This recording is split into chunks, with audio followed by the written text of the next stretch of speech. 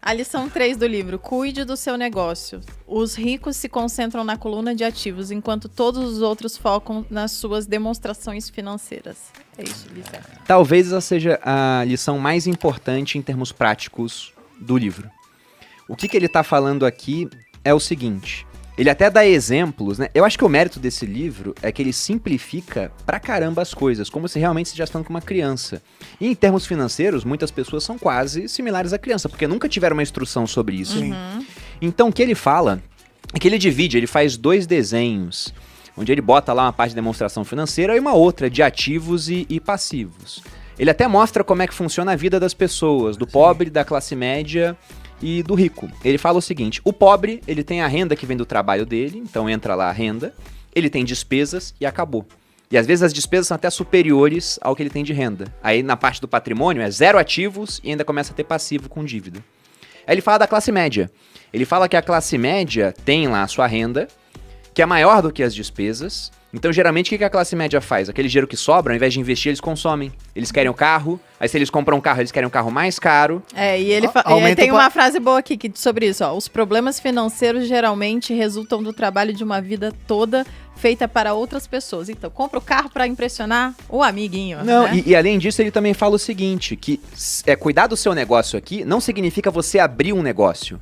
O que ele fala é, a sua profissão não é o seu negócio. O seu negócio tem que ser acumular ativos. Esse é o negócio de toda pessoa. Muito bom isso. Ele fala que a classe média, quando sobra dinheiro, compra um passivo. E aí esse passivo vai tirar mais dinheiro do bolso deles. Então o fluxo deles é renda, compra um passivo, o passivo aumenta a despesa, daqui a pouco as despesas estão tão grandes que quando a renda baixa o cara entra em dívida, não constrói patrimônio. Eu acho que o principal insight que eu tive desse livro é entender que patrimônio pode ser ativo ou passivo. O Primo até postou esses dias.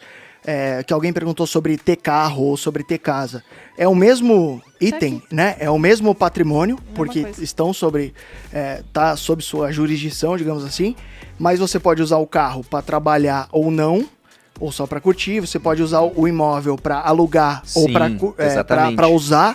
Então, o principal ensinamento que eu tive com esse livro quando eu era bem novo foi entender que patrimônio ele pode ser ativo ou passivo, né? Não, e tem uma coisa muito interessante disso também. Porque se você pegar a definição contábil, né, é muito mais complicado.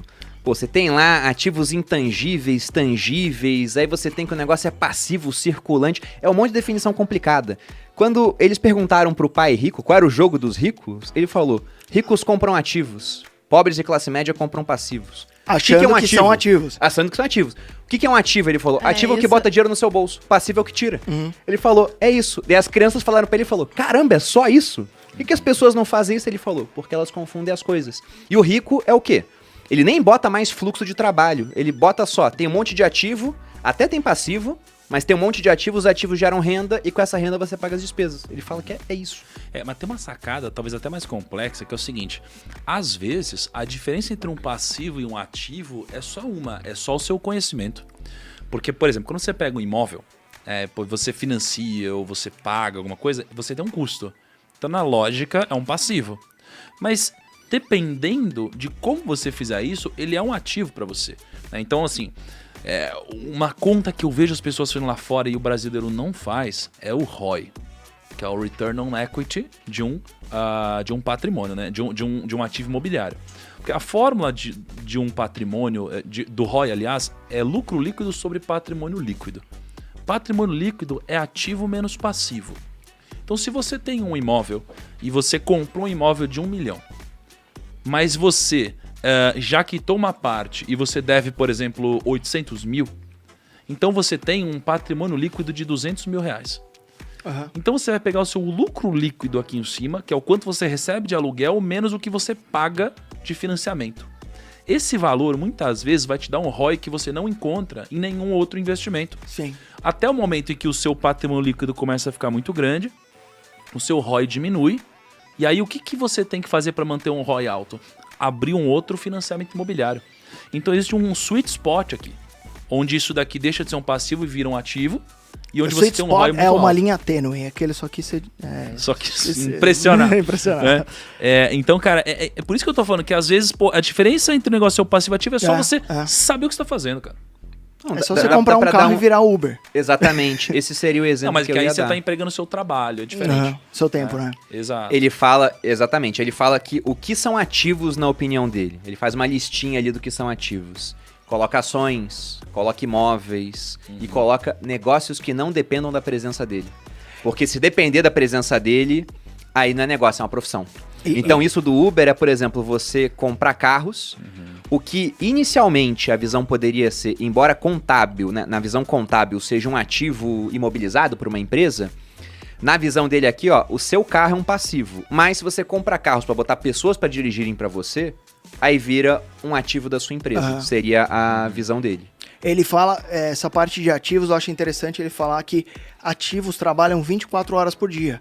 Então, a gente que investe fora, a gente que diversifica nossos investimentos, enquanto eu tô, sei lá, trabalhando aqui, suponhamos, aqui eu tô só tomando uísque falando groselha, mas suponhamos que eu estivesse trabalhando. Quantas horas eu consigo trabalhar por dia? Sei lá, de 12 a 15, vai.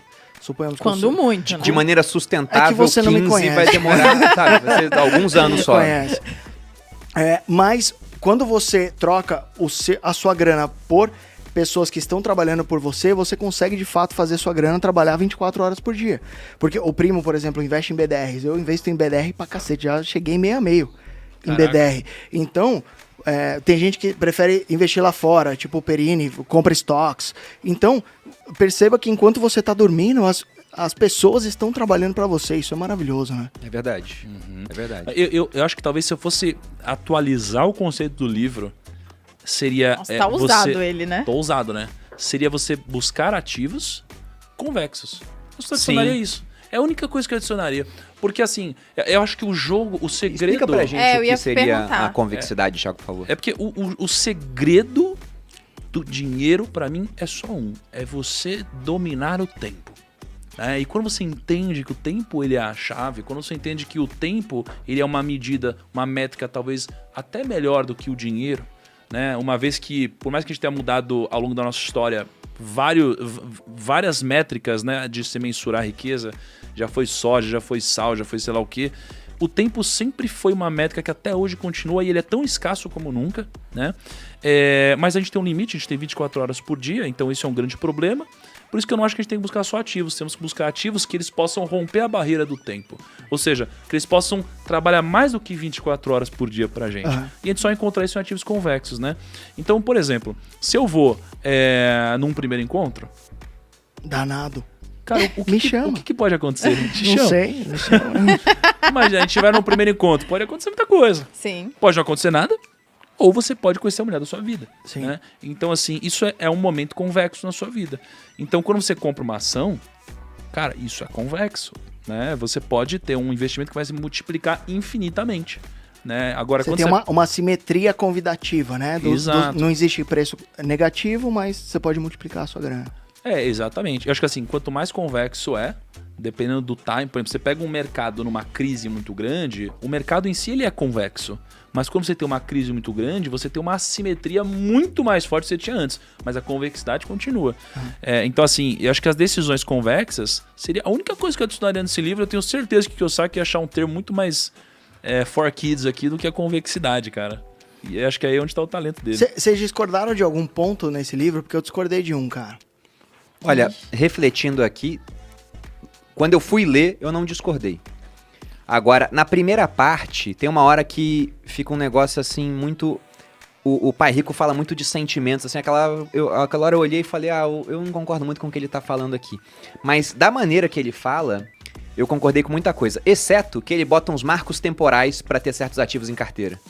Ele fala que ele gosta de entrar na bolsa e ficar 1 ano, aí ele sai. Ele fala que ele gosta de ter um imóvel por no máximo 7 anos. Até entendo depreciação, né, talvez o imóvel vai ficando velho, mas ele coloca limites temporais muito fixos, isso eu discordei. Eu discordei do fato dele achar que todo mundo tem o perfil para ser empreendedor. E eu sou empreendedor, empreendedor e eu vejo o meu pai tendo uma vida muito mais feliz Mas que você eu. achou que ele falou isso? Cara, ele vai dando vários hints ali durante o livro.